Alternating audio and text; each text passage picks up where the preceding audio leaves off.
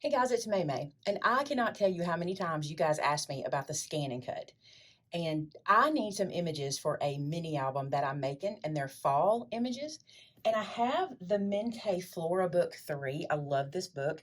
They do a lot of different books. They've got the Flora book, the Dora book, the Wing book, the Tag book, and several other Flora books too. And I love these for filler pieces, for mini albums, card making, etc. And when they do a page like this, where it's a white background, I can usually run this through my scan and cut. So I'm going to attempt to do that today and film it for you. So this is my Brother Scan and Cut CM350. This is my very first scan and cut I ever purchased. It's an older model.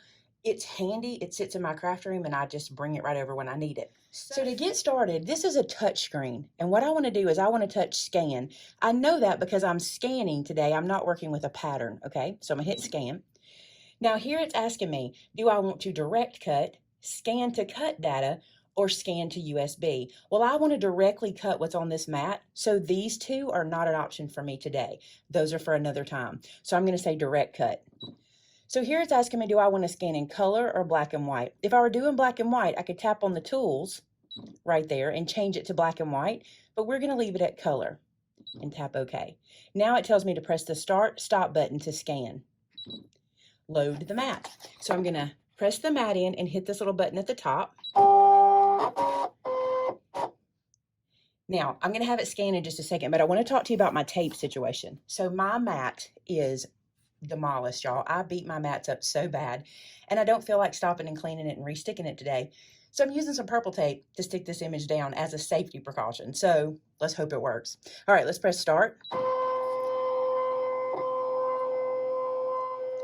Now it's going to scan the entire mat because it's looking at every single thing on that mat. All of that dirt and grime and grit is going to show up as well. Don't worry, we're going to be able to frame that out. We're going to be able to tell it not that area. So here's what I mean. And I try to explain this, but the scan and cut sees all, okay? Anything inside that 12-inch area, it sees it. So if I were to say cut right now, it would want to cut all of this down here, all of the little dirt pieces, and we don't want to do that. We want to use these little frame pieces or these little arrows to frame up our image. So I'm going to tap this one and bring it up to where I want it to cut. And this is where I get rid of the purple tape by bringing that up like that. Now I got a little too close. Let me get my stylus. So the stylus makes it easier because I can get much more detailed with it. So let's get in there, get right up on that purple tape and right down on that bottom image. That feels better. Now I'm going to do the top the same. Just bring that in just like that. Okay, now I feel like I need to go up a little bit. Okay, so now I've got everything framed in and telling it what I want it to look at. So now I can say okay.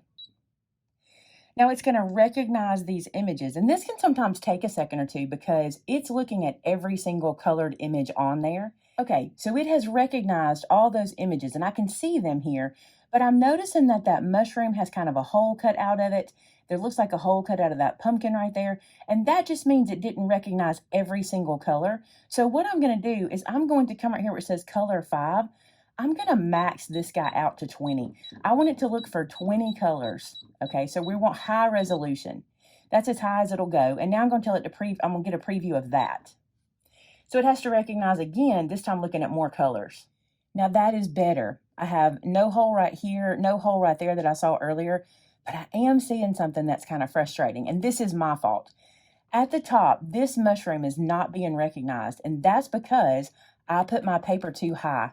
Okay, it's seeing pretty much everything else, but that is just so high up it cannot recognize it. So I'm going to punt this, move this down, and then rescan it. Now, why am I leaving this in the video? I could take this out and you would never even see it.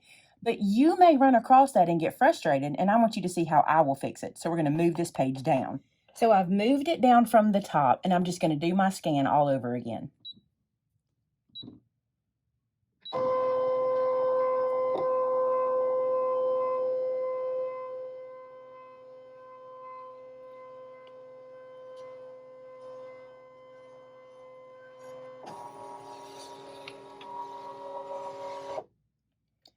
talked to you guys before about learning how to speak to your machine. That's one of those things you'll learn over time, okay? So what I'm going to do here is frame my new image up, and I don't want the purple tape to cut, and I want to get right to the edge there. And then I want to do the top. This is so much easier when you're not avoiding a camera. There we go. Okay, so now I'm going to say okay to that.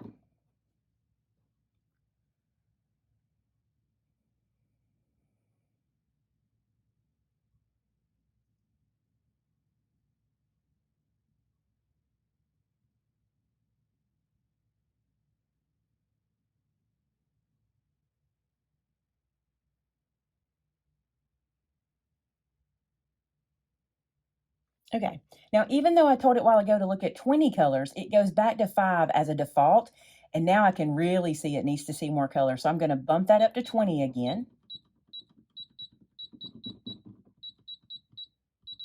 And I'm going to tell it to preview that.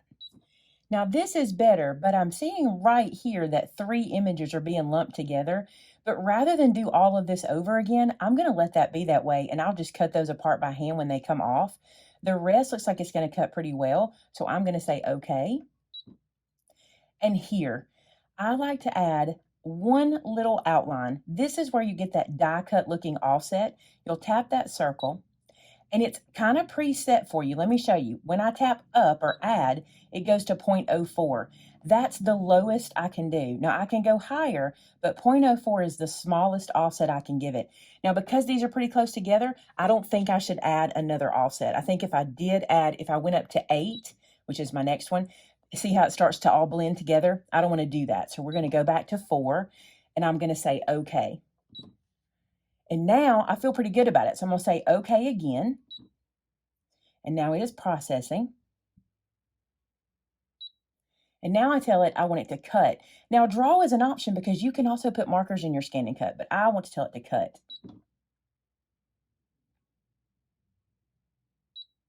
And now, do you see how my start stop button came on? Let me give you a little tip.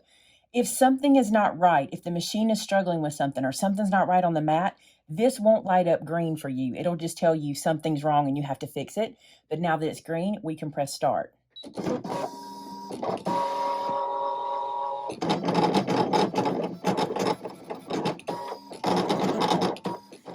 So now I'm going to unload my mat. The cut is finished, but I want to show you some things that I see that are an issue, okay? My mushrooms kind of took a beating, and I'll show you where. Do you see down here in the stem of the mushroom?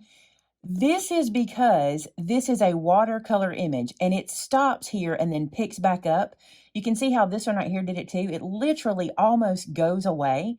Had I taken the time to trace that with a pencil just where it was pale, that wouldn't have happened. You can see here this mushroom had a pretty good line all the way around it, and it's cut perfectly. But 2 or 3 of my mushrooms kind of got cut into. This one I think I can save no problem. Probably these as well. The rest of the images look really good, but that's what I want you to pay attention to. If you have pale images, you need to trace them with a pencil so the scan and cut can see a line. Now, why am I not upset about that? Okay, let me tell you why. If the scan and cut couldn't see that well, like in my opinion, that is a very high resolution scan, and the scan and cut sees everything. If it couldn't do that, then I would be more upset because more of the images wouldn't be cut correctly. Does that make sense? I can't be mad because the machine is so good that it sees so well. I have to understand that when a line goes away for it in its little brain, it doesn't see to cut it. All right, so let me peel this back so you can see what we did get. Now this may be hard for you to see because my mat is really grungy. Oh, look at this mat, it's so grungy. But look how many images I got that I can use out of this sheet. Remember how I told you that it didn't see the lines inside of here, and I was okay with that because it wasn't going to damage them? I can just cut these 3 apart. So in a matter of minutes, I got all of these images cut out. I did not have to fussy cut. My hand is not cramping, and this can go into my stash to use for so many projects. This is why I love the scan and cut. Now let me say this, for stamping, it's even better because my stamped images mostly, I can't think of one that doesn't, have a dark line around them. So cutting them out for the scan and cut is easy. It can see every single one of them. So there you go. That's how I use it for cutting these Mintay style papers. And again, the watercolor images from Mintay challenge the scan and cut, but look what it does. I'm not sad about that. Now, I know for some of you, this kind of thing and this kind of thing is a deal breaker. And it's important that you recognize this before you purchase the machine. I don't want you to get this machine home and go, she didn't tell me it was going to do this or it was going to do that. It can do those things. But for me, the benefits outweigh the bad, or the pros outweigh the con on this. And I love it. So next time I'll bring you in when I do some stamped images so you can see that. I also have other videos. I'll link those for you guys too.